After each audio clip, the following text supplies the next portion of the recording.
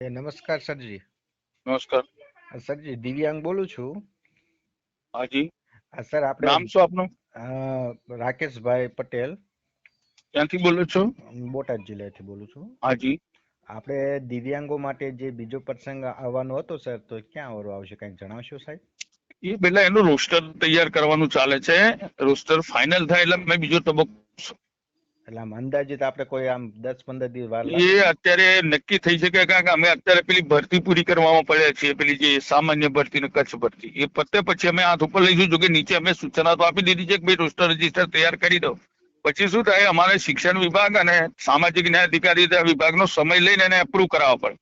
બરાબર. અને પછી અમે જાહેરાત આપી શકીએ. એટલે એનું કારણ શું સર, કે આમાં શું છે, ઘણા દિવ્યાંગો શું છે કે ઉંમર માથે આમ એજ વાત તમારી સાચી પહેલા, પણ અમે તો અમારાથી બધું જ કરીએ છીએ, પણ અમારા જે સિસ્ટમ છે અને જેટલું કરવાનું છે એટલું પૂરું કરીએ તો પછી બીજું થાય ને. બધું એક સાથે તો કેવી રીતે કરી શકીએ? ઓકે.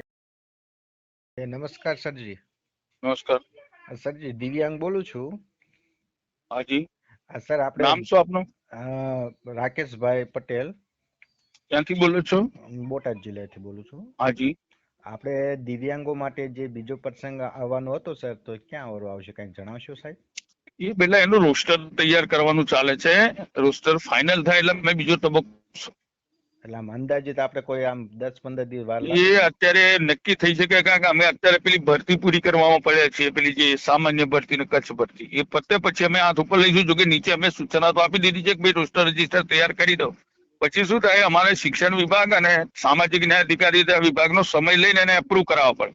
બરાબર. અને પછી અમે જાહેરાત આપી શકીએ. એટલે એનું કારણ શું સર, કે આમાં શું છે, ઘણા દિવ્યાંગો શું છે કે ઉંમર માથે આમ એજ વાત તમારી સાચી પહેલા, પણ અમે તો અમારાથી બધું જ કરીએ છીએ, પણ અમારા જે સિસ્ટમ છે અને જેટલું કરવાનું છે એટલું પૂરું કરીએ તો પછી બીજું થાય ને. બધું